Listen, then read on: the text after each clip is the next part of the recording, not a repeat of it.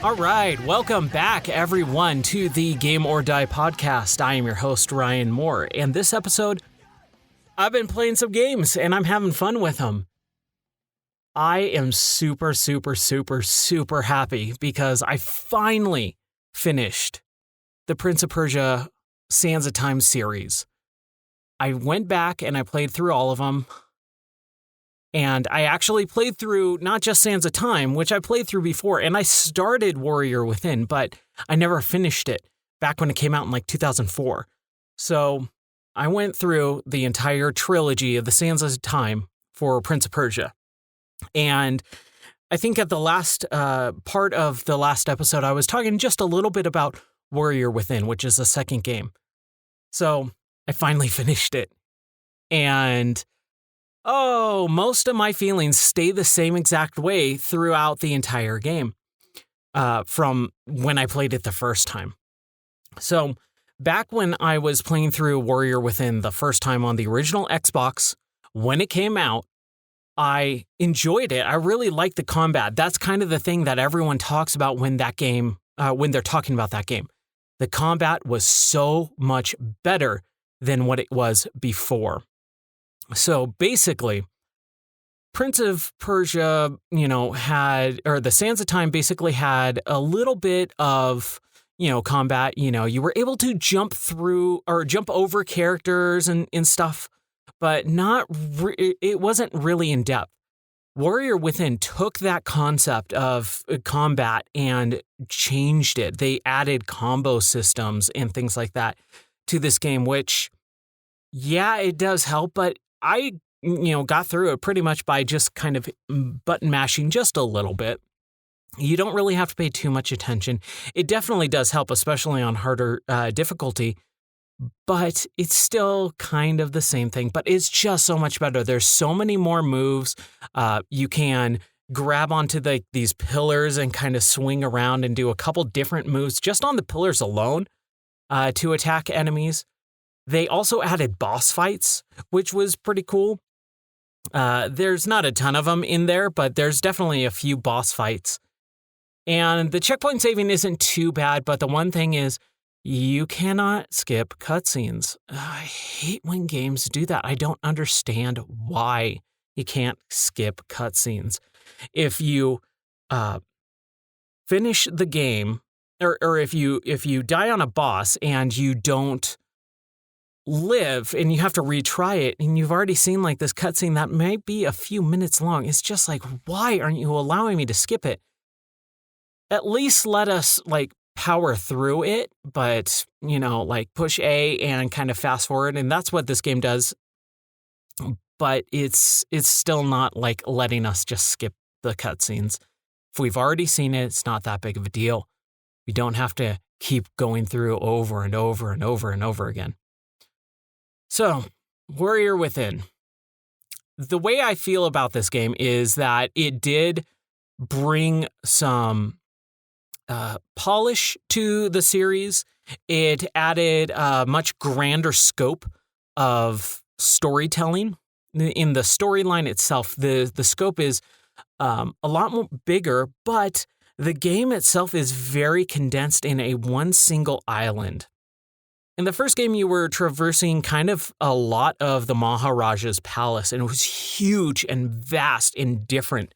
With this, it's a lot of backtracking. And that's what I hated about this game. Every time I talked about the Warrior Within, and one of the reasons why I stopped playing it from the get-go on the original Xbox 15 plus years ago was because I hate backtracking in games. I just hate it. You should always make progression. A little backtracking is okay. Like if you go somewhere and you go, oh crap, I can't move forward, I can't progress. So you backtrack a little bit and find another way around. But this game is a lot of backtracking. And the reason why is because they play around with time a lot more in this game than the Sands of Time. The Sands of Time allowed you to reverse time and slow down time. That was it.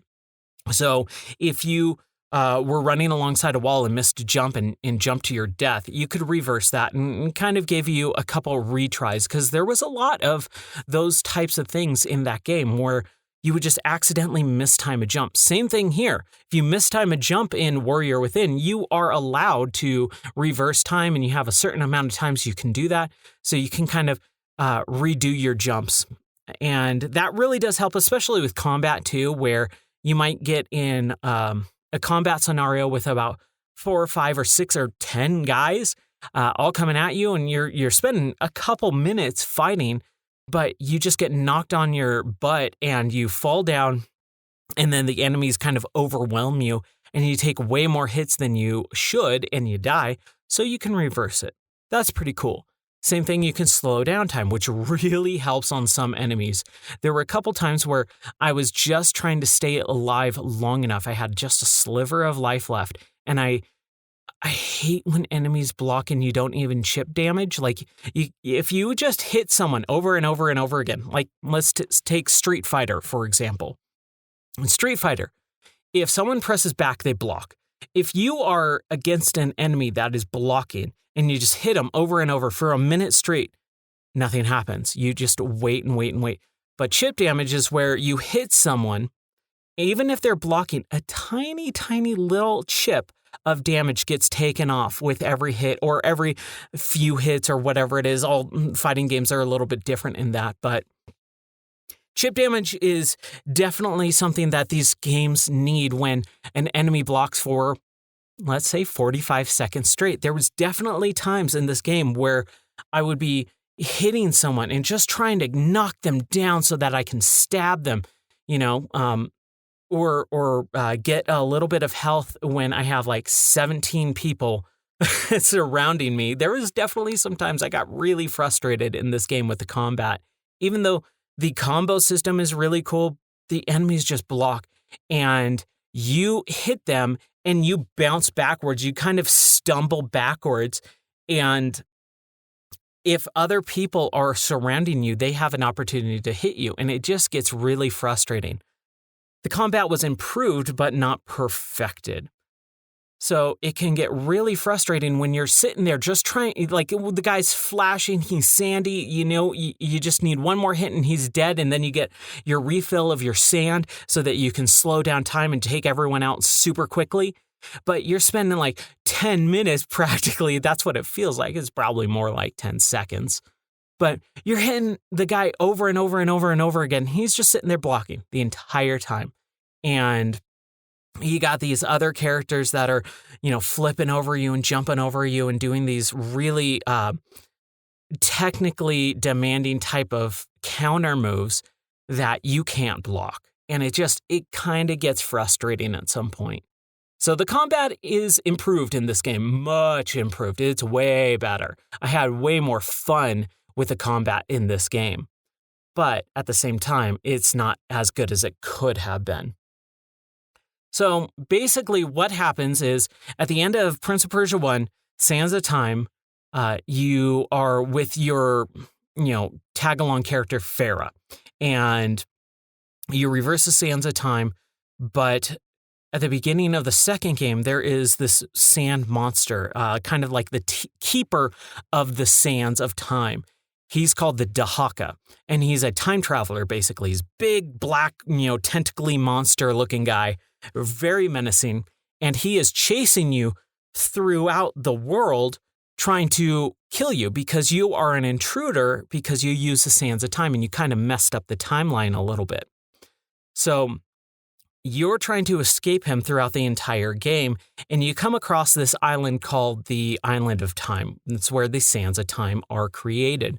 The Empress has created the sands of time, and then you are there to kind of figure out how to get the Dahaka off of you, and also to kind of destroy the sands of time or whatever. Well, in the present, the Island of Time is all destroyed. It's been ravaged by time, and, it was this grand palace of the Empress and blah, blah, blah. Well, there are these time portals that are in the Island of Time that allow you to traverse back to the beginning where the Sands of Time were created by the Empress. I don't know how long it was. It could have been, a couple decades. It could have been a millennia. It doesn't really explain the timeline differences between the past and the present. But those are the two times that you traverse through these portals in and out over and over again throughout the game. So you go to the Island of Time in the present. It's all run down. You find this chick who, again, this is where I kind of cringe isn't the right word because I kind of hate that word, but you get like a uneasy feeling like, this is gross. This is trying to appeal to a demographic that I'm not a part of. You get this super sexy lady with barely wearing anything, just like some armor across couple body parts, and she is trying to keep you from the Empress. Well, you follow her to the Island of Time in the present, and you follow her through a portal where she and this girl named Kylina are fighting in this like hub area. And Kylina's about to die, and you don't know her yet, but you go, oh man, this girl, I got to protect her from this lady that I'm following who's clearly trying to stop me from my goal. So you battle her, you help Kylina after you battle her. And Kylina says, oh, this is the Sands of Time area. We got to stop the Empress, blah, blah, blah. So your whole goal through the entire game is Kylina's kind of help you tell you where to go to open up the door so that you can get to the Empress.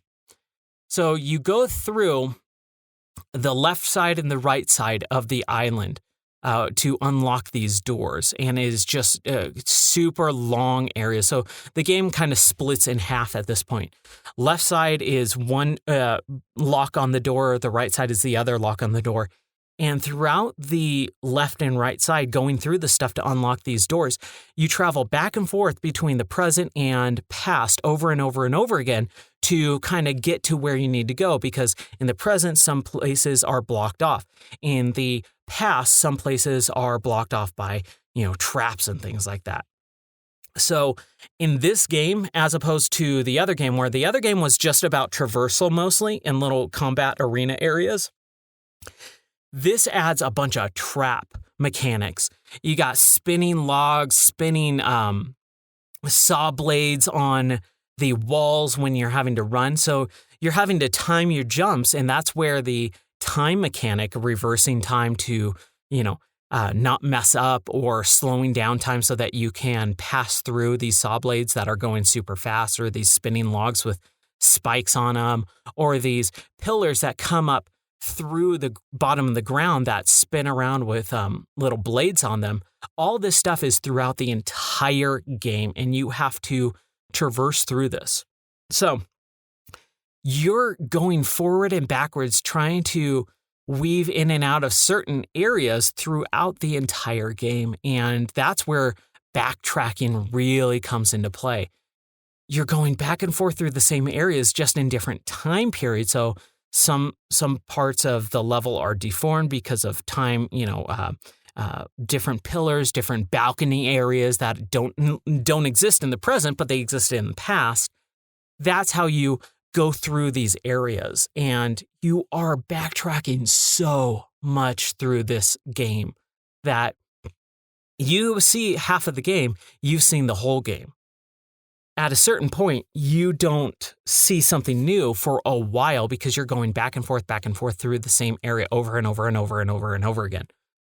And it gets really tedious at some points. There was times where I just wanted to stop playing because I was so bored. Not very often, and the combat with the enemies did get really frustrating because of the blocking and things. So I did just straight up stop for like a day or two. In certain times where I was just like, you know what, I need to stop. Even though the game is longer than the original Sands of Time game by a good chunk. Sands of Time took like 5 hours. I think this one took around 11 hours. So it's like over double But there was definitely points where I got really frustrated by how much I had to rewind over and over again because I just was in a combat area where I could not defeat the enemies because they were blocking the entire time. And then someone would just come up behind me while I was trying to take one person out.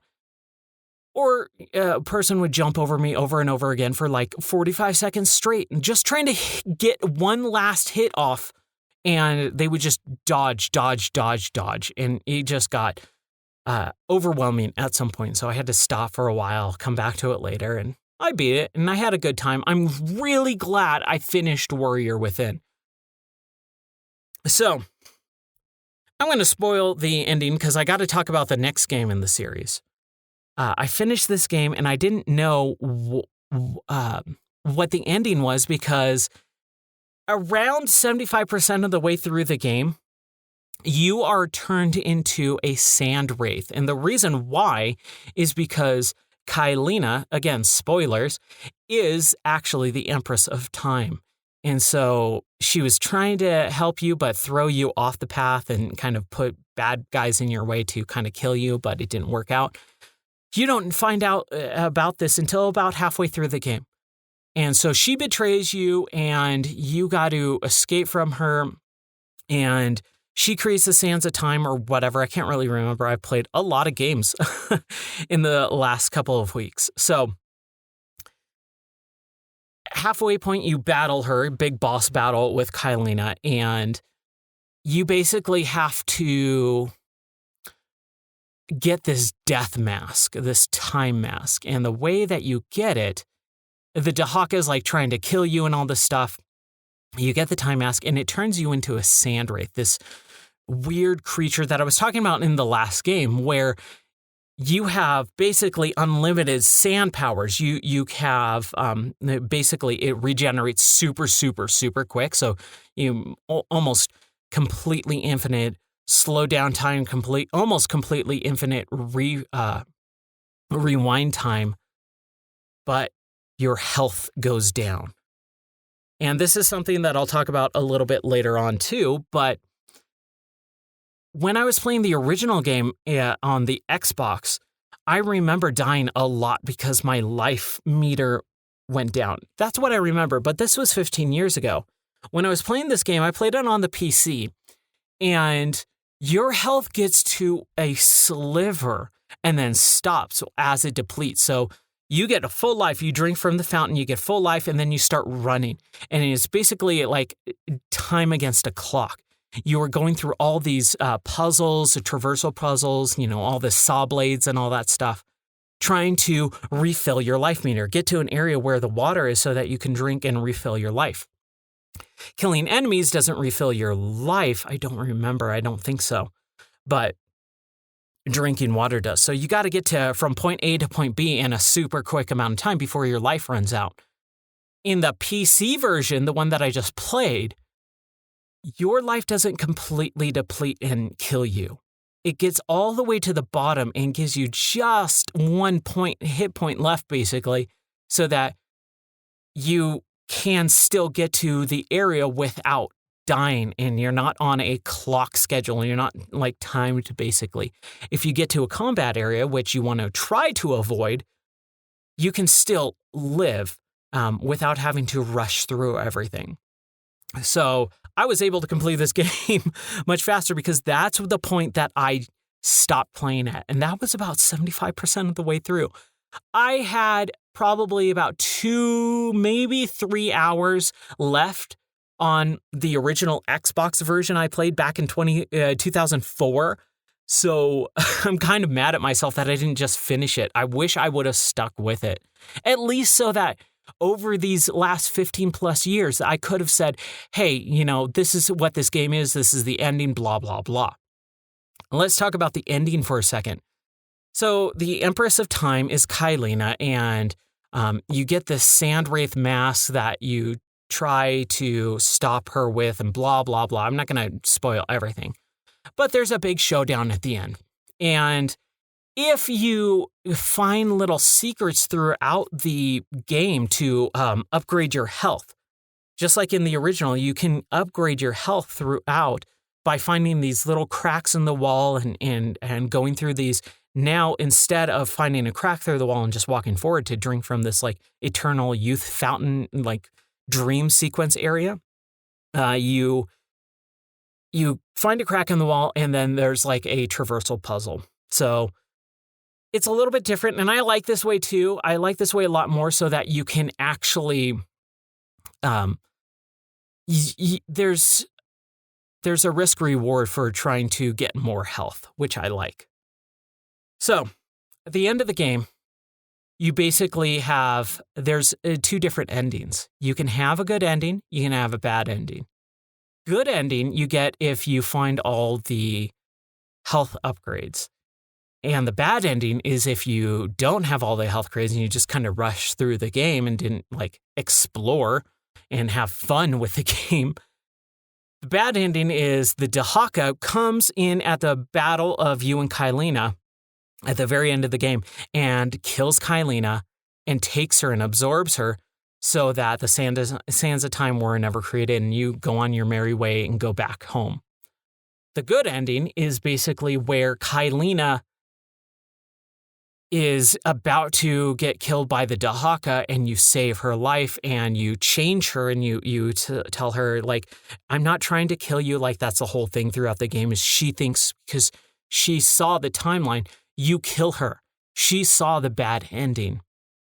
So you try and tell her, no. The Dahaka tries and kills her. You stop him and you kill the Dahaka.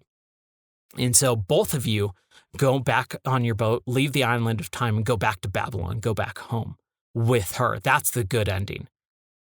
I got the good ending, luckily. I'm happy about it. I went on YouTube, and I don't ever do this, but I'm not going to replay the game again to get the bad ending when I already got the good ending. I saw everything there is to see in that game. I got all the little artwork pieces and stuff like that. I know there are a couple secret weapons, which are kind of goofy and fun.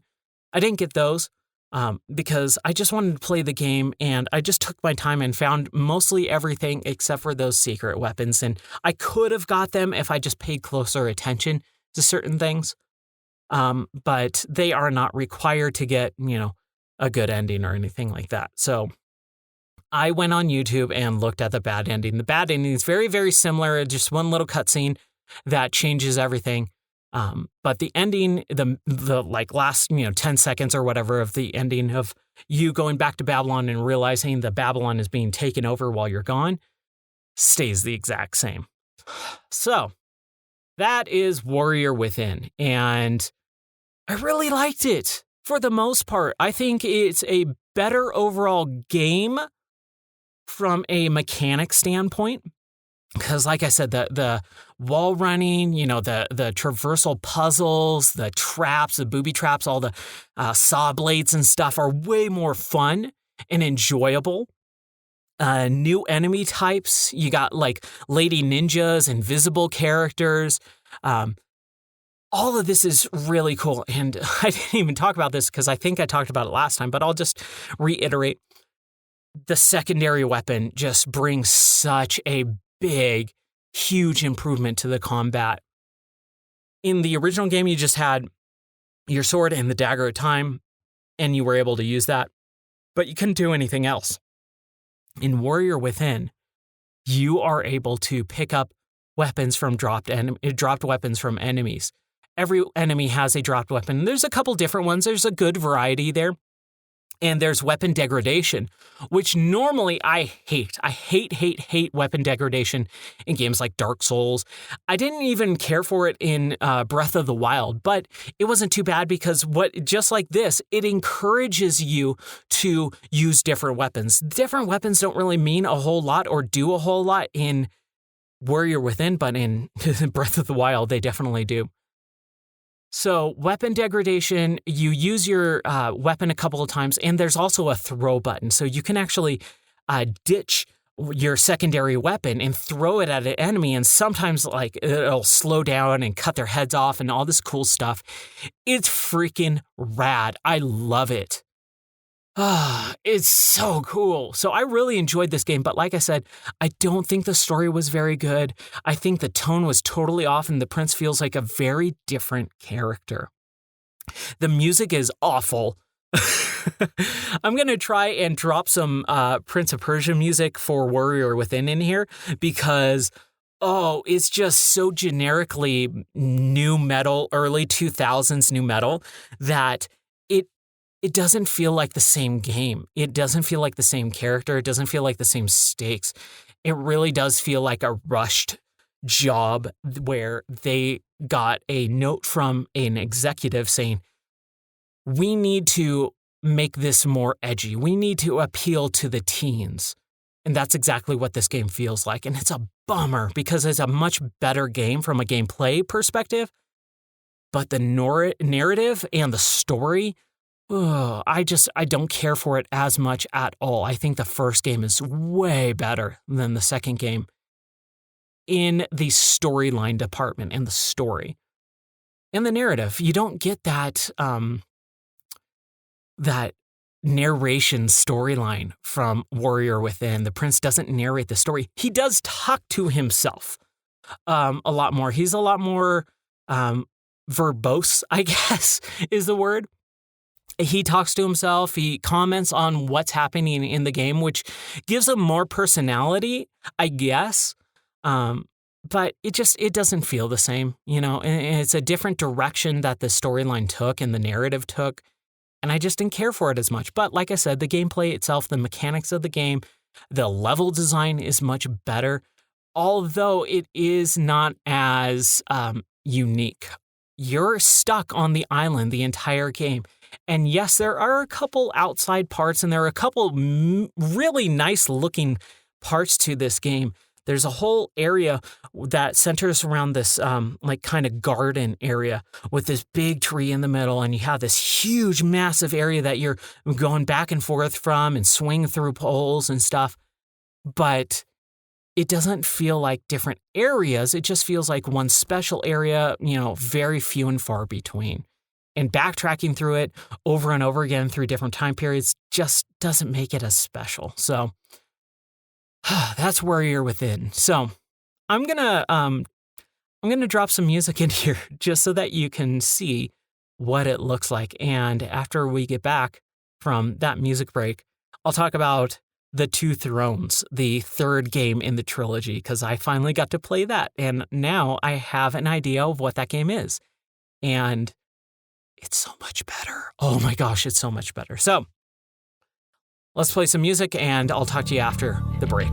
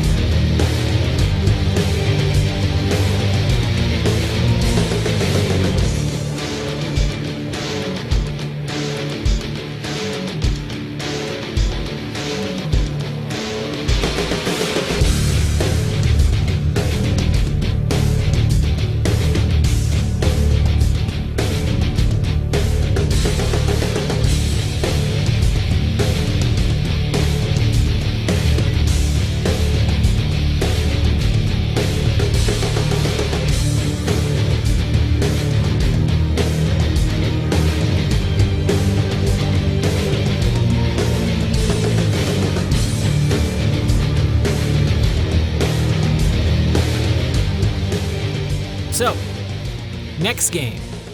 The final game in the Prince of Persia Sands of Time trilogy came out in 2005, and it actually came out after the 360 was released. This is one of the reasons why I never played this game. Because the 360 was released. We had games like Call of Duty 2, Cameo,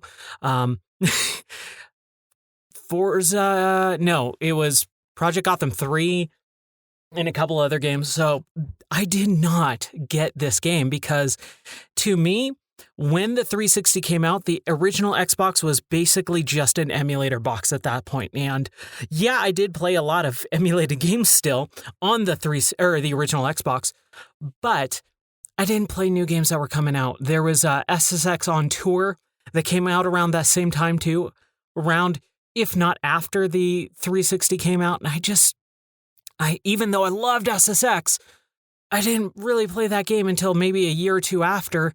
I downloaded it and I was like, this is not great. And I was so bummed out by the fact that they just didn't release it on the 360.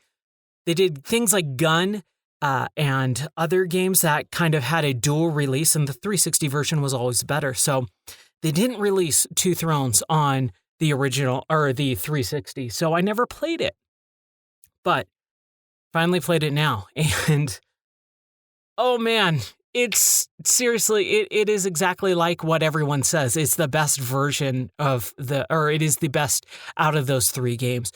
I personally still believe that, or I will say forever that the Sands of Time, the original, the first game in that trilogy, is my favorite, my personal favorite. But if you were looking at it purely from a gameplay perspective, again, Two Thrones blows Warrior Within and Sands of Time out of the water. Oh, it is so good. I wish I could replay this game again for the first time because I had so much fun with it. For the most part, there was a couple different things that I had an issue with, but so this game starts off basically saying, oh, you might have heard that the prince had the empress killed and blah, blah, blah, but I'm telling you that's not true. What you heard was false. And that's basically retconning the good ending and removing the bad ending out of the game's, canon, basically. And I kind of was pissed off about that because if you're going to make a sequel, and going to have a pure narrative storyline that has a beginning, middle, and an end, you cannot have multiple endings unless you address them. So they said, crap, we did wrong, and we're going to just delete that bad ending, which it's literally called the bad ending. So, of course, you don't want to have it happen in the main storyline anyways. So that was kind of a bummer right off the bat, but I got the good ending, so it lines up with the story that I had throughout these three games. So basically, just like in the first one, there's a narrator throughout this game, and it's the Empress, Kylena. And it's kind of weird because you go, wait, what? So that's why they address it right at the beginning, because if Kylena is telling the story and she died in the middle game in Warrior Within, how does that work? So they basically play it off like a story, like the original Sands of Time game, where the prince was telling the story and he was the narrator and he was basically telling Farah about all the stuff that happened, and it all wrapped up beautifully. Now Kylena is the narrator, and it just makes the game feel, it's like a welcoming back to the trilogy, saying, look, the middle game, we know that last game was kind of weird and totally different, so we're going to bring it back and we're going to make it all flow and fit together. And it does feel like that. It feels very warm and inviting when Kylena starts narrating right off the bat. You go, oh, this is great. And she does it through the entire game.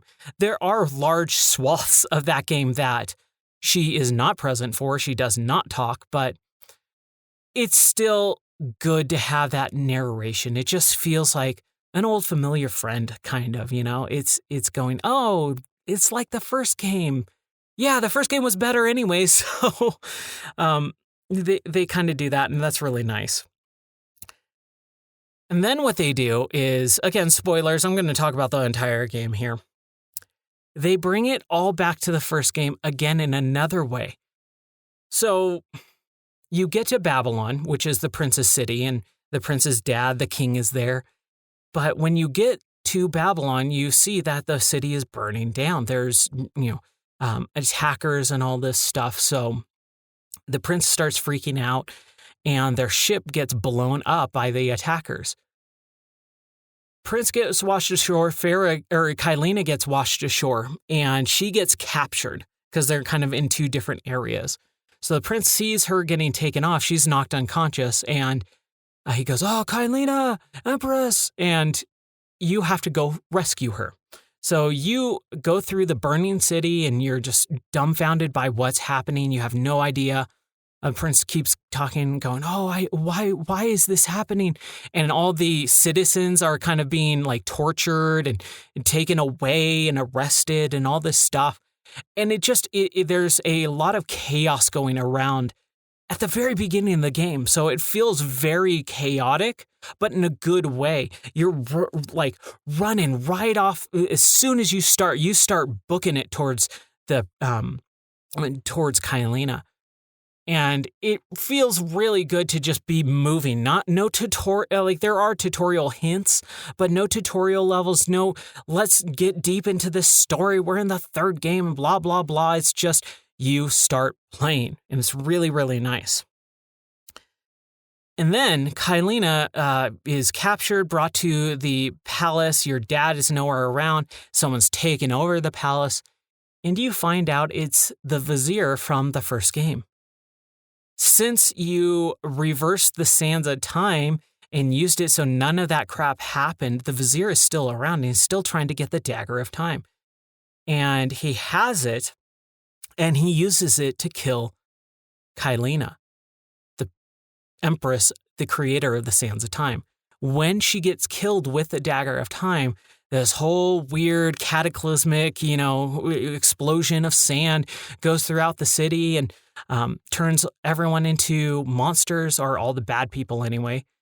And while you're watching this happen, because you basically get captured when you show up to the palace, and you're watching this, and it's all happening in a cutscene. So you show up to the palace, you get captured, you see the vizier kill Kylina, and you're all super pissed and upset. The explosion happens because she was the creator of the Sands of Time, and these people who are these captors who are holding you back from preventing all this from happening get turned into sand monsters, and there's this big explosion, and one of the sand monsters is holding like this chain whip, and it gets wrapped, it exploded off, so it becomes shrapnel, and it gets stuck into your arm, and it corrupts you, and it's starting to change you, and you turn into another sand wraith. This time, it's called the Dark Prince. Same type of stuff happens. Your energy and life get depleted, but your sand tanks constantly refill.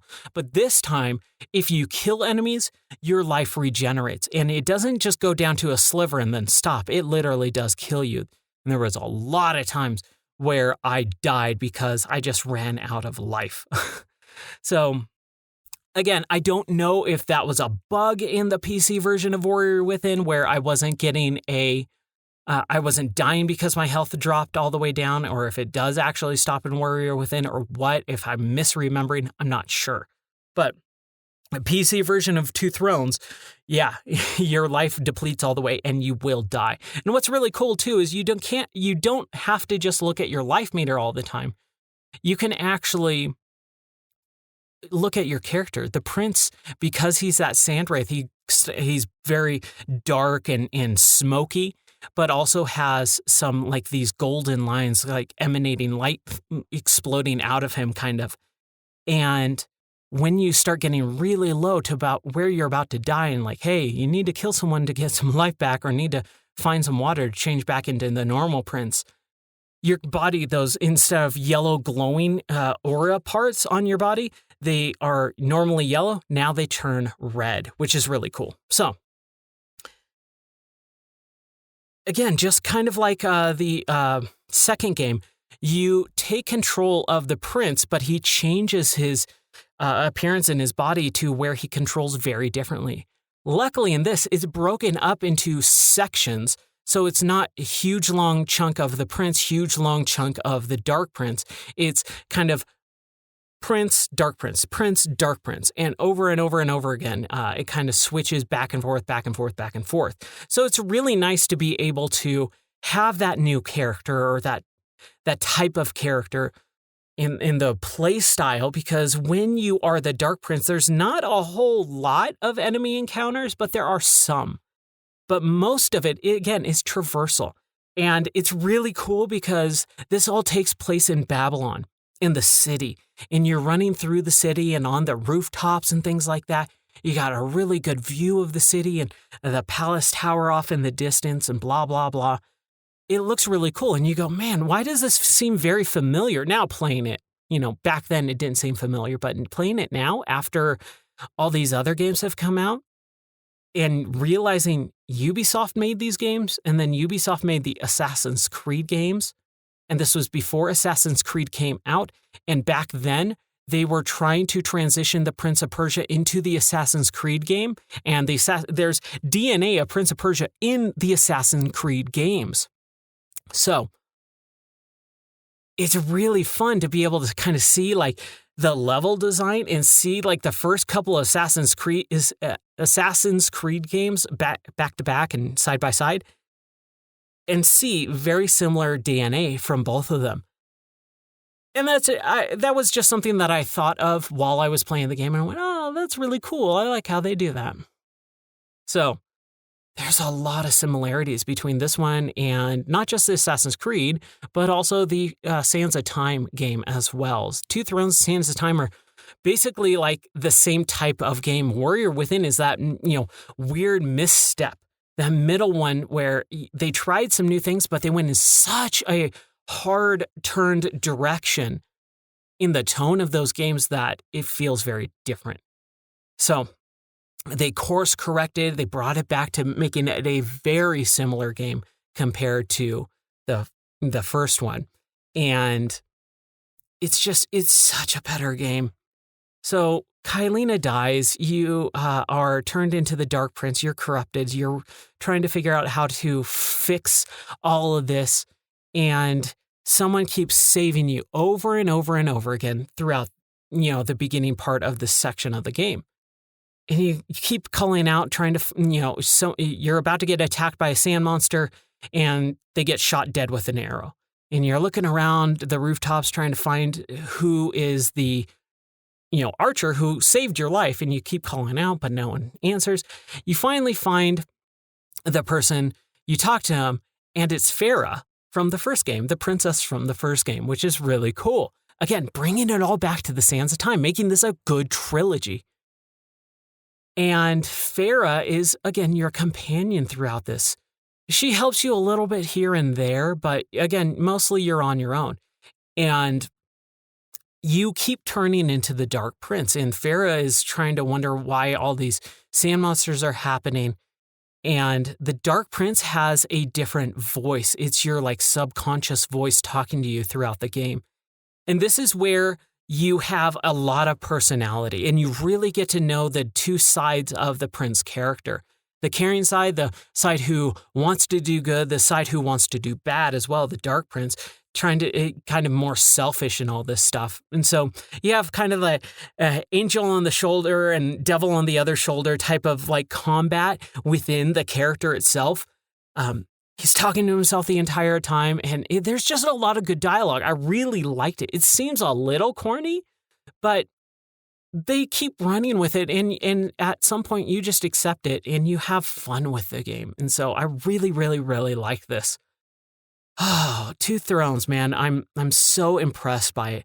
And they did something new that they didn't do in any of the other games, which is they added a couple vehicle levels, which they're semi on rails. You cannot control. So basically you have a chariot and you are trying to escape, and the horses are running, and it's through these long corridor areas. And it's kind of on rails, and you just have to kind of dodge here and there, here and there. And it is really, really interesting and fun, but it's so quick and so small, and there's not really a whole lot to do in it other than to just kind of go. And it suffers from the same thing that a lot of these types of chase sequences suffer from, is that they're really high intense moments in the game, and they give you control over it. So you get to play it, which is way better than just sitting back and watching a cutscene happen or quick time events. But because they are so intense, if you die within that and you have to restart it, it kind of breaks the immersion a little bit. And it's not a big deal breaker. This happens in a ton of games, but I really wish developers could kind of figure out a way to allow you not to die in these moments, but suffer from them. Drop your health down, but not too much, so that you never have to repeat these moments over again, because it takes the wind out of the sails immediately as soon as you die that first time. You're caught up in the moment, you're almost there, and then you die, and then you got to redo the whole thing over again. It just becomes kind of one note and boring, and you kind of see the smokery and the behind the smoke and the effects. You kind of see beyond the veil of what this game is trying to do, is telling you a story, but then you see all the things that put it together, and it seems very fake. It's kind of like at a Disneyland ride when you're immersed in the story, but then the ride breaks down, and then you see all the mechanics stop, and a scary part like in the Haunted Mansion or something, where the ghosts are just sitting there and they're doing their same movements. They're popping up trying to scare you, but you're standing in front of them, you're sitting in front of them the whole time. That it just doesn't affect you anymore, and the illusion gets broken. The illusion, Michael. It gets broken. So it was really fun. It was very different, and I really liked it, even though it was very basic. And when you die, you kind of lose that illusion. So I love this game. I think it's fantastic. I think it's the best out of the entire series. The Dark Prince parts were a little tedious at some points, but it never felt frustrating. It just felt kind of like, ugh, I want to get back to the Prince. So I don't like games with timers on them. I want to be able to explore and go at my own pace with these types of games. Don't rush me through areas. But that's what the game is. And, like I said, it's 15 years old at this point. It came out in 2005. And I think it's fantastic. I really do. I'm so ready for a new Prince of Persia game. So I tried a couple days ago, after I finished all these, I tried going to the Prince of Persia 2008 version, the kind of reboot. I got about 10 minutes into it and then turned it off. I hate it. There's a reason why I stopped that game. It looks way better. It plays very similar. But when you can't die in that game, and yeah, it's unique and novel, but there's no risk to that game now. It's a baby's game. I hate saying that. A lot of people would say, oh, that's stupid of saying, that's elitist or whatever. No, it really is a game that you can hand to anyone and they can play through. There's no risk to it, whatever. And a lot of people will go, well, yeah, you had the rewind time is kind of the same, but the rewind was only limited. So if you missed a jump, you could rewind it a couple of times, but if you kept missing that jump in certain spans, you would die and have to respawn and checkpoint somewhere. And if you couldn't get through it, you couldn't get through it. But this, man, the new Prince of Persia game, you die over, or you jump off a ledge. You could just jump off a ledge, and Elika, I believe her name is, she keeps saving you. And so there's no risk of failure in this game. So it just kind of, it's like a lazy Sunday walk, I guess. There's no risk to it whatsoever. The other reason, this is the main reason why I didn't like this game and I stopped playing, is because of the character. The prince is Nolan North. The prince is Nathan Drake. There's no difference to that character versus any other Nolan North voiced character. He's got the same quippy, Han Solo-esque attitude, and it's super one note. And I like the Uncharted series, and I thought Nathan Drake was a really fun character and really unique at the time. But Uncharted was already out by the time this game, Prince of Persia 2008, came out. And so you're just seeing the same thing that Nolan North does a lot. And I hate when one actor gets every single role in a game, like in every game. No, like Nolan North is a fine voice actor. I think he does a really good job, but he doesn't need to voice act every single character in every single game, especially when you can instantly tell, oh, that's Nolan North. It's not like, oh man, that's a really good actor. Oh, wow, that's Nolan North. Same thing with Troy Baker. Troy Baker has such a very more generic voice that he can change it up a lot and you can't really tell. But Troy Baker kind of got into the same thing as well, where they just got every single character for every single game. And that's all. It was like any bullet point, talking point of voice acting in games for like a good decade was, oh, which one is this? Is this Nolan North voice acting the main character or is it Troy Baker? And it just got super boring. I hate when games do that, when the whole industry just latches onto a single person. That single person gets every single role, especially when they're not cut out for it. But I'm not saying Nolan North isn't cut out for the game. I think the way the Prince was written in the 2008 version is not the right way the Prince should be written. They basically just said, oh yeah, you know what, Nolan, just do Nathan Drake. And that's it. And you get that from, the Uncharted series for 4 games. You get that from the Prince of Persia game. You get that from the Saints Row games when he was a voice actor for the boss. And it's the same one-note character. Kind of, cocky attitude, stuck up. He thinks he's always right and is never wrong until the very end when he sees the error of his ways and blah, blah, blah. And it's like, we had that with Prince of Persia 2 Thrones. The prince goes through a really good transformation of his character, trying to solve everyone's problems and thinking he's doing the right thing, but then stopping and going, you know what, maybe I'm not doing the right thing. I'm trying to get to this end goal, but does the end meet the means of, all the crap that I'm letting happen? So I thought that was really good in the 2 Thrones, but the 2008 version just kind of threw it out the window. And again, I never finished the game. I got halfway through when it came out in 2008, and now I'm just like, I want to play something new. So that's the Prince of Persia series. I had a really good time playing that game, and I'm so happy I finished that trilogy so I can now talk about it with authority. I can talk about it saying, I know what every single part of these games have to offer, and nothing is blindsiding me. When people talk about the 2 Thrones saying it's the best game in the series, I can say, yeah, I think it's the best game, but it's not my personal favorite. Sands of Time still takes that spot. Over the course of those 3 games, the Sands of Time still is my favorite. And the reason why is because it was so unique at the time. It still holds up. It's a very short game that doesn't have a ton of depth to it, but it is a good story. And maybe that's my nostalgia talking a little bit. But like I said, I know that the combat is much better. I know that it's more unique in the 2 Thrones over even the Warrior Within. So I'm not saying that the better of the games is Sands of Time. I'm just saying my personal favorite is the Sands of Time. So that's the Prince of Persia series. And so I'm going to play just another quick little break here. It's getting hot in this audio booth. Whew. So I'm going to take a little bit of a break, and then when we come back, I will talk about the next game. Next couple of games that I've been playing.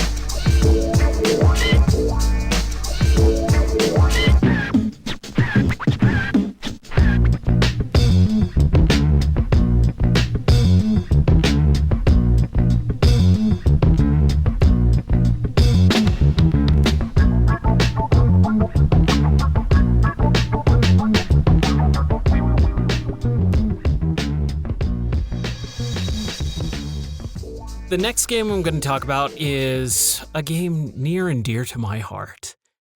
No. It actually is. So, back in the summer of 99, I had an original PlayStation, and one of the best things about the original PlayStation and the era of CD-based gaming was the fact that a lot of companies and magazines put out demo discs where you got just a little tiny chunk of a bunch of different games. And there were so many, and some of them were monthly or bi-monthly or even, just a couple times a year or whatever. But there were so many demo discs for the PlayStation and the Dreamcast and the PS2 and the Xbox and all this. And the Saturn even had a couple of them too. Demo discs were amazing. So, in the summer of 99, there was the PlayStation Underground, and they put out the Summer 99 Jam Pack. It was their full big, demo disc of all these different games. And there was one game or one demo disc in particular that I played more than anything else in my entire life, probably, for a solid, several months. I played almost nothing but Summer 99 Jam Pack. And the reason why is because it had a demo of this new game that was going to come out called Tony Hawk's Pro Skater. And holy crap, I played that game to death. I wrote about it a little bit on the Game or Die blog, gameordie.net. But this game holds a special place in my heart because of this stupid demo disc. I went to a Christian concert, kind of like, Woodstock and stuff, but for Christian concerts back then, and it was called Spirit West Coast. And my best friend Andrew and I, his parents actually drove us all the way up to Monterey, California, and we spent several days in an RV playing this game just non-stop. It was so rad. And we just played this game over and over and over and over and over and over and over again. Like, the demo level is not even the first level in the game, and a lot of people talk about the warehouse, and that's because I think it is one of the best game levels of all time. It is small compared to all the other standards for even just the first game, but as time progressed and they remade the game and all this stuff, that warehouse level still stands the test of time as being one of the top all-time best, not just demos of all time, but demo levels of all time. There's the perfect amount of everything placed perfectly. Half pipes, a bowl with curves, grind rails, kicker ramps, all this stuff. It is the absolute best. And I remember playing that demo over and over and over and over again with my friend Andrew, and trying to get up onto the rafter lighting and stuff like that. Things that you weren't supposed to do. This was just kind of a 2-minute demo to kind of get you to understand the mechanics of the game, and kick flips and ollies and grinds and grabs and all this. And going back to that demo, after I played the original game all the way through, it still holds up. It's still perfect. I think it is perfect. And it's so much fun playing that game. So the reason why I've been playing the Tony Hawk games again is because Tony Hawk announced that they're remaking 1 and 2 and putting them together in a package in September. Just in a couple months from now, this game is going to get released. September 4th, which is just a few days away from my birthday. So this is going to be a little birthday present to myself, and I'm super, super excited about it. I'm not a die-hard, Tony Hawk fan. I love those games, but I don't religiously play them all the time. But when I pick them up and play them, I have a blast. And I do it semi-often. I played through Tony Hawk 1 back, I think in 2017. And the reason why I played that is because of the Tony Hawk's Pro Skater HD collection that came out in 2012 was being delisted on Steam. And so I bought that and the DLC. And I thought it was fine. A lot of people hate that game for unknown reasons. It's fine. It's not the best. They tweaked the physics from what I remember. I haven't gone back and played it again, but I thought it was fine for like a couple hours. You beat all the game, in a couple hours with one skater. It was fine. So with this announcement, I wanted to replay the game. And I played through as Chad Muska. Chad Muska was my favorite character in the original game. There's a couple other good characters. Jeff Rowley, which I found out that's how you pronounce his last name. I always thought it was Rowley, but it is Jeff Rowley. And the reason why I know this is because my best friend Eric actually was telling me yesterday about a podcast called The Nine Club, and they interview skaters and stuff, and Jeff Rowley was on, and they pronounced his name that way, and I went, wow, I had no idea that's how you pronounced his last name. Jamie Thomas is also another one. You got Rune Gilfberg, Kareem Campbell, Elisa Steamer, and of course Tony Hawk and Bucky Lasek and stuff like that. And Chad Muska was always my favorite growing up. He had the boombox, He was the weird cat, skating around with a boombox strapped to his back, and I just thought that was stinking cool. I did not like his weird pants, like his weird high water pants with the zippers pulled up on his legs, so it always kind of looked like it was half pants, half shorts.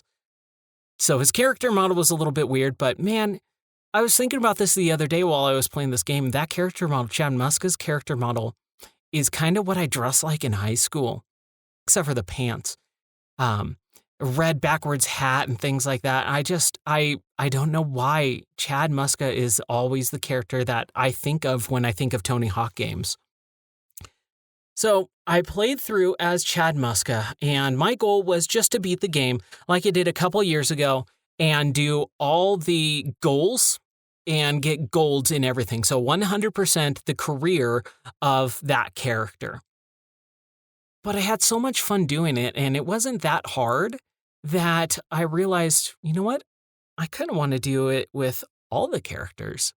So I started playing as Tony Hawk and doing all of the game as Tony Hawk, and then Bucky Lasek and Jeff Rowley and Jamie Thomas and, all the people in these games getting 100% of the objectives completed. And I've learned that game so well at this point that I think I'm going to blaze through the remake when they come out with it. So I hope there's new objectives to the game. But other than that, I'm super excited for the new game. So I played through the first game all the way through with every character, even the unlockable character, Officer Dick. When you get every single tape in the game, and by tape they mean completing objectives. So you have the pro score, or the amateur score and the pro score, then you like high scores getting a certain amount of points. Then you have the get the skate objective. Then you have basically like one objective that is particular to that level. So in the first level, it's not going over 5 boxes. The downhill jam level is unlock 5 valves. There's in the school level, which is the second level, go through and grind 5 lunch tables, things like that. And then they have a hidden tape objective where there's a VHS tape that is a 411 video magazine VHS tape that Skateboarding 411 used to put out. And so they're kind of hidden, but you get a good idea of where they are if you just kind of pay attention to the up part of the screen, the top part of the screen, kind of looking near top ledges of buildings and in the sky and things like that. And you'll be able to find them. But it's a blast, man. So if you get every single objective for that character, you unlock Officer Dick, which is a skateboarding police officer. And I didn't really notice anything special about him other than he's an unlockable character. So I played through the entire game with everyone all the way through. And what's really cool is when you complete the game, and by completing the game, you unlock, if you get a medal, either bronze, gold, or silver in these competition levels, there's 3 of them, you will unlock the,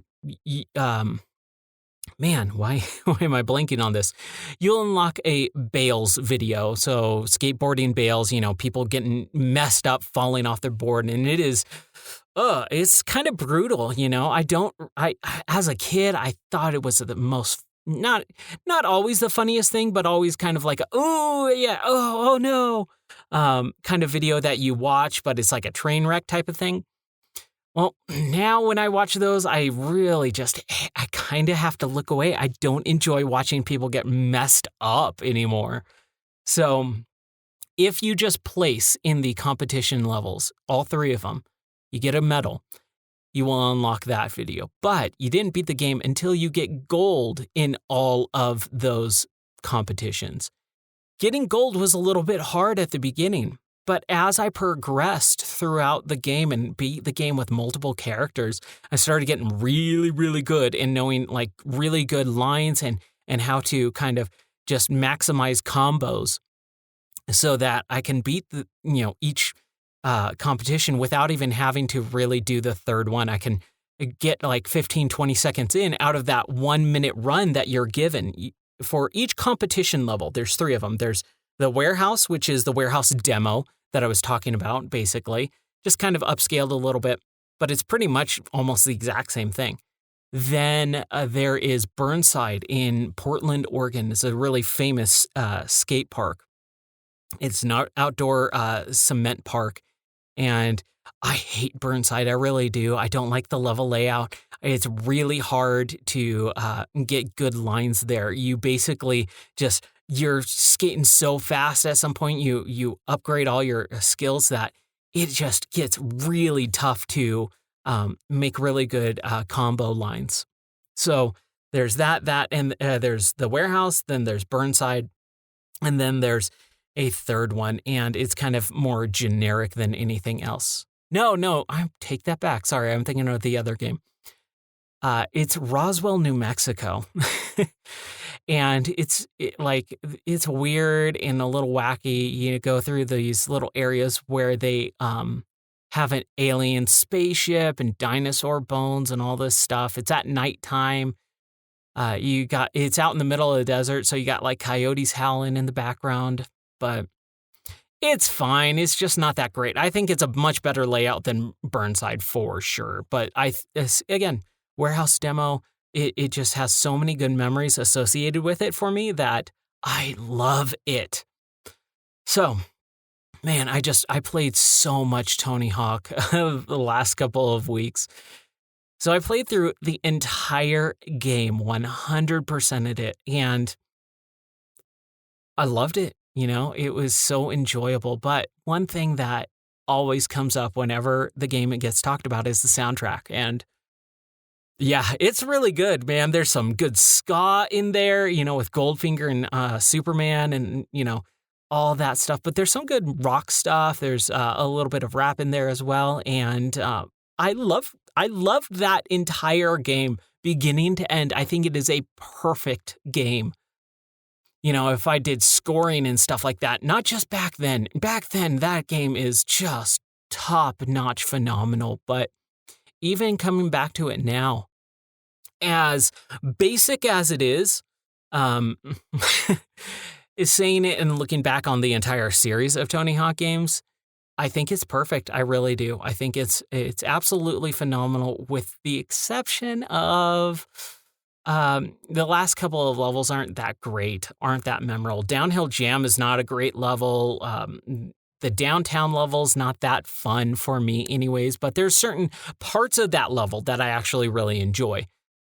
The only level that I really don't like all that much is the competition stuff, except for the warehouse. But Burnside and Roswell, New Mexico, just they're very generic to me.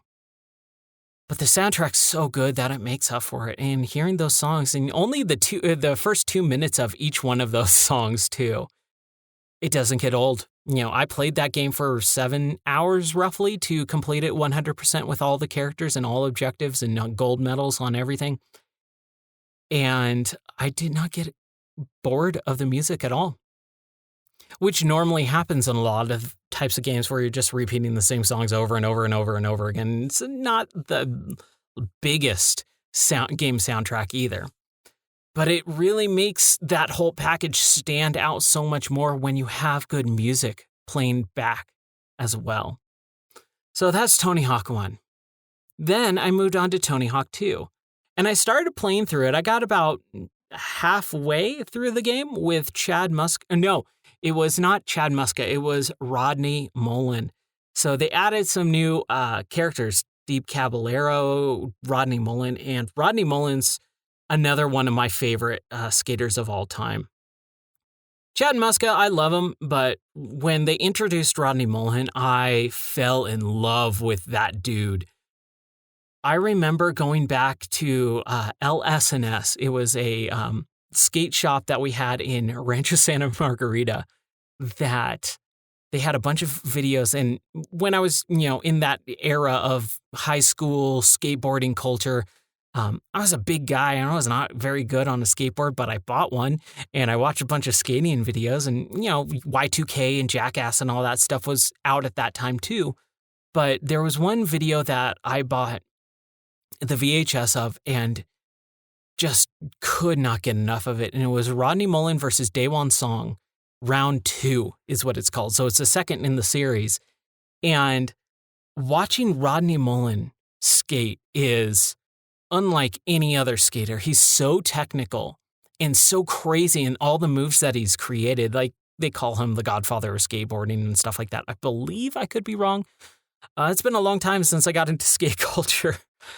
But man, Rodney Mullen is just insane. And one of my favorites, I have a couple favorite skateboarding tricks.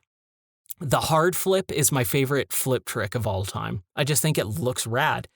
And then my favorite grind is the dark slide, which Rodney Mullen invented. And holy crap, it just looks so cool. Flipping it upside down and then grinding on the grip tape. Like, dude, who does that, So he was my character in Tony Hawk. And so I played Tony Hawk 1 on the PlayStation. And then I played Tony Hawk 2 on the PlayStation. And then I started playing Tony Hawk 2 on the Dreamcast because I was like, oh yeah, there was a Dreamcast version. And the Dreamcast version of both Tony Hawk 1 and 2 are so much better than the PlayStation versions. But there's some issues there. There's a lot of stretching of the image. It doesn't look as clean. It also doesn't have the warping of the vertices and things like that, so it's a lot less swimmy, which is great, but the image is washed out on the Dreamcast version. So there's good and bad on both versions of those games. So I started playing through Tony Hawk 2 with Rodney Mullen, and I went, man, I know there was another game, and I was talking to all my friends about this. They did Tony Hawk 2 on the Xbox as well, and it was called Tony Hawk 2X. And for the longest time, I thought it was both the Tony Hawk 1 and 2 on the Xbox, and I was wrong. I'll admit I was totally wrong. Tony Hawk 2X is a port of Tony Hawk 2, where they have the full Tony Hawk 2 game, but also added in extra exclusive 3 levels to the Xbox version that you can't get anywhere else. So I played that version of the game after I got about halfway through Tony Hawk 2 on the PlayStation and Dreamcast. And I really like it. The big thing with Tony Hawk 2 is it brought into the manual so that you can link tricks together. And it created such a crazy new evolution of that game and getting high scores and stuff like that. Now, I don't remember the first time I got a million score, but I practice and practice, and when I was younger, I did it. But now it's just I get greedy when I'm trying to do scores, and so link tricks together and balance and all this stuff, and I'm not playing with cheats, so I'm doing it all on my own. And getting a high score is not super hard, but getting a million is pretty difficult. And so I never did that. I never really cared enough to stick with it because I got games to play, man. I'm not a kid. I have every game available to me at all times pretty much. So I don't want to just stick with a game just to say I got a million points. Like, whatever. But man, these games are so fun. Now, I don't like the levels as much in the second one. There's a couple really good levels. I think the competition levels were much better than in Tony Hawk 1, and adding more stuff to the game. You have the skate, you have the pro, the amateur, pro, and sick high scores now. So you got 3 levels of tiers of high scores. You got multiple objectives for each level that are unique to those levels. You also have the skate, you also have the hidden tape, and then there's an objective for 100% completing it and getting all the cash. So there is little dollar bills, like money, on each and every level of the game, scattered sporadically throughout the level. And you use that money, you accumulate it, and you spend it on stats and trick unlocks and all this stuff. So it adds some much needed depth to that game, but it becomes a much bigger game as well. To 100%, that game is a lot more difficult because now you're searching out a lot more stuff. There's also, it's just the cash. Yeah, 100% in cash. And the levels are pretty good. There's a couple standouts. School 2 is definitely the standout in that game for me. The bull ring, yeah, but it's so close and tightly condensed. There's not a whole lot in there. You got the big half pipe. You've got the bowl and that is running around the whole level, which I thought always was silly and stupid. But it's okay. It's fine. The soundtrack is pretty good, but I don't think it reaches the highs of the first one. I think there's a lot of songs on there that were just okay at best. There's some, standouts like Rage Against the Machine, the Anthrax Run DMC song, but that's about it. Everything else is kind of very generic. There's a lot more hip hop that I don't really care for in the soundtrack, but it is okay. Music is very personal to a lot of people, and I'm not into that type of music as much. And it also makes it feel a little bit more dated with throwing things like Rage Against the Machine in there. It's a very specific time and place type of game, or at least for the soundtrack. But it added a whole new level, and there's some destructible environment stuff in there, hidden objectives and hidden stuff, which just, again, it opens up the game in a much deeper way. The Xbox original exclusive levels, they're okay. There's a club level that I thought was pretty decent. The construction level I didn't care for as much. And the competition level, meh. But it's the best version of the game by far. You get custom soundtracks in it, so you can add, CDs to the Xbox hard drive that you can play instead of or in lieu of the original soundtrack. It's graphically phenomenal, especially playing on an emulator where you can crank up the resolution to like 8K, basically. Just stupidly good looking for a game of that era.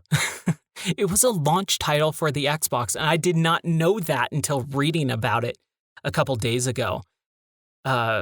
And I was just blown away. I was like, why didn't I get this when I was younger? Why didn't I not get Tony Hawk Pro Skater 2? I like that game enough, but for whatever reason, I never did. So I'm glad that I completed it. But I didn't finish it with every character because, like I said, it just takes a lot longer, and I wanted to move on. So that brings me to Tony Hawk 3, which is the game that everyone says is their favorite, or the people that I used to follow online or that I still do. Everyone loves Tony Hawk 3, and I don't get it. I really don't. I remember playing Tony Hawk 3 on the original PlayStation when my cousin got it because he had a modded PlayStation. My cousin Andy had Tony Hawk 3 on the original PlayStation. I was like, wow, the PlayStation version. And then I think we rented Tony Hawk 3 on PS2 later on or something, and I was just blown away by the difference of the graphics on it. But Tony Hawk 3 started turning into the Thug series at that point. It still has a 2-minute time limit. 4 is when they changed that to make it more open world, but the objectives started getting a little bit more lame and goofy and silly. The level layouts are nowhere near as good. The control is very different, and I don't like it. I think the best part of Tony Hawk 3, the levels, are the competition levels. They still have 3 of them. There's one on... Oh man, I just played this recently too. Why am I blanking? There's a couple. There's a skate park one that I really, really, really liked. The last one is Tokyo, and it's a futuristic Tokyo level with a ton of grinding and neon red and green lights and stuff like that. And I think that's a really good level for grinding and pulling out huge combos. But boy, it does not feel like a good competition level. But, the series always has done this type of level design for the last competition, so I can't bark on them too much. But I really, really, really liked the levels in 1 and 2 much better than 3. 3 has suburbia. It has... an airport. It just feels very gimmicky. That's what I think I come away with whenever I think about Tony Hawk 3 is it's very gimmicky. The levels seem silly and like a caricature of these types of, levels in games. There's one in Canada and it's all snow and you have people going, hey, what's going on, eh? And you're trying to one of the objectives is some kid got his tongue stuck to a frozen pole, and so you have to hit him to yank him off of there. There's also a bully throwing snowballs at a kid, and so you got to grind the area above the tree where he is, and it will cover him in snow. Things like that. It just, it got to a point where it became very gimmicky and very childish. In that same level, there's a guy standing on top of a half pipe overlooking a frozen lake, and he's peeing off the lake or off the half pipe. Urine humor. What are we, 12? I was in high school or nearing the end of high school, I believe, when this game came out. So it just, even from me, the prime demographic for those games, the third game just felt very childish, and I've always hated it. A lot of people think that Foundry, which is the first level in that game, is one of the best levels. It's so small. It's so compact. It is very vertical for that small of a level, but it's so tiny that it is probably the smallest level that I played in a Tony Hawk game, as far as I know. It feels along the same lines as the first skate park-ish level in Tony Hawk 1. So I don't like Tony Hawk 3. I don't think it's a great game. I played Chad Muska in that one as well. But I'm going to go back and play through at least a couple more characters because I want to do a little bit more than what I did with Tony Hawk 1. I want to try out some new characters. They added Bam Margera into Tony Hawk 3 as well, and he's got a special move called the Jackass. And I don't care what anyone says. I love the CKY videos. I think they're hilarious. Even watching them now, the Jackass show and the movies, they hold a really special place in my heart. I love those movies and shows. I love all those people. As terrible as some of them are, I will always remember them. And, when Ryan Dunn died, I kind of it affected me more than most celebrity deaths and things like that. I never met him. I don't know him personally. I just know him from those videos, Jackass and CKY stuff. And, later on when Bam started getting really popular with like Viva La Bam and things like that too, I always really liked Ryan. And so when he died in that car crash, I was like, oh, and, it just...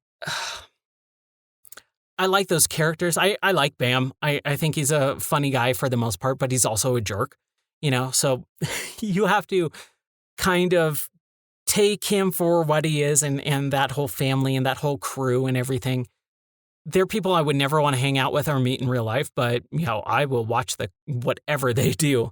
But there was definitely some stuff like all the naked stuff and all the urine and feces humor stuff that was just always disgusting. I've never liked that.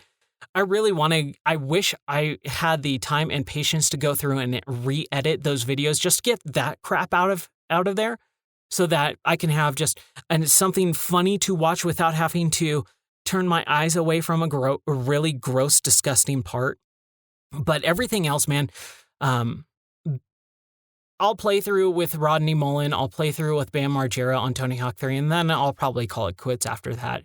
It didn't take too long to finish that game. I beat it in a morning, basically, just a couple hours. The only thing is with the original Xbox emulator on PC that I'm playing it through, it looks phenomenal. It looks really good. There are a few crashes, glitches and things like that happen that I have to restart a level. The second competition, the skate park competition, is the one that it always froze on me. So I spent a good 45 minutes to an hour just trying to get gold on that competition level just because I would do something really good and I'd bail on a really good combo and then it would freeze. And I couldn't replicate it every single time on a certain area, so I don't know when or where or why it freezes. So I just got to be careful and kind of chipping away at it and things like that. But I'm having a blast. These Tony Hawk games, I'm really excited to see 4 again because I remember really liking 4, and a lot of people that's when people started dipping off of the franchise. I liked 4, but I will reserve my judgment until I play it, which will be on the next episode. So that's what I've been doing for the last couple of weeks, and it's been really good. Getting back busy at work, and so I'm not here all the time, so I can't play games every single day like I have been for the last couple of months.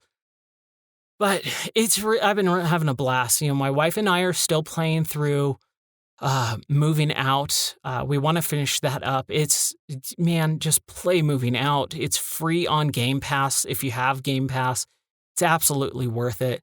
My friend Jeff has been playing Ori and the Blind Forest, and now he moved on to Ori and the Will of the Wisp, and he's been talking to me about that, and it's really fun actually having a conversation about that game in particular, because I haven't really with anyone else other than my friend Sean, so having conversations with games with people, man, it's one of my favorite things in the entire world. I'll sit and talk with anyone all day long, but when we start talking about video games, that's when I start going off because I love video games, man. They're so fun. And especially, again, because nothing is coming out and everything's getting delayed and blah, blah, blah. I'm going back and playing some games that I haven't or new versions of games, and I'm just having a blast. So until next time, thank you very much for listening to my podcast. You can find more game reviews, movie reviews, just kind of stuff that I wanted to talk about with someone, but no one's around to listen. So I write some stuff, and I really like writing. So go to gameordie.net. That is my my blog there. And then thanks for listening. Just thanks. I really appreciate anyone who listens and sticks with the podcast because I'm just doing this for fun. So thank you very much for listening, and I'll talk to you next time.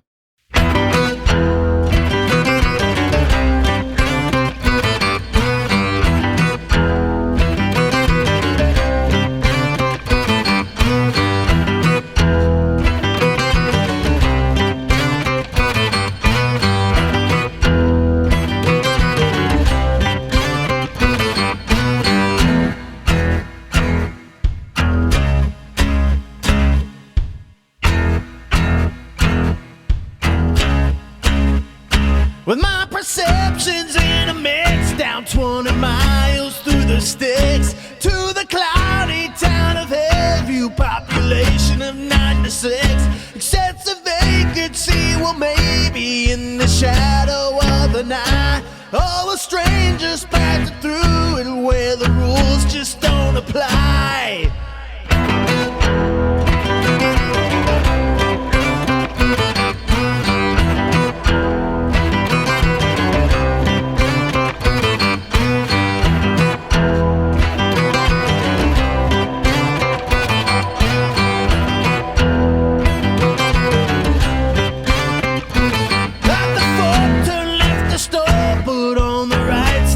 From sight, 'cause 96 quite bitter beings like to stack the bodies high. The only way to ever leave is over flooded by the storm. An entanglement in Hillview brings you fear in 54s. They've deleted all the tourists at the bottom of the lake, and not one supports the cause to leave the blood stay in the veins.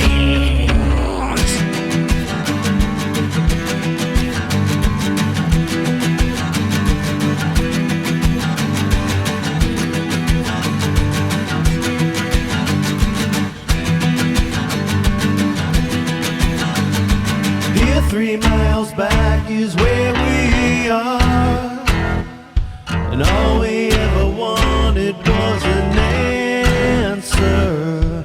Civilized are close, yet way too far, and all we ever wanted was an answer.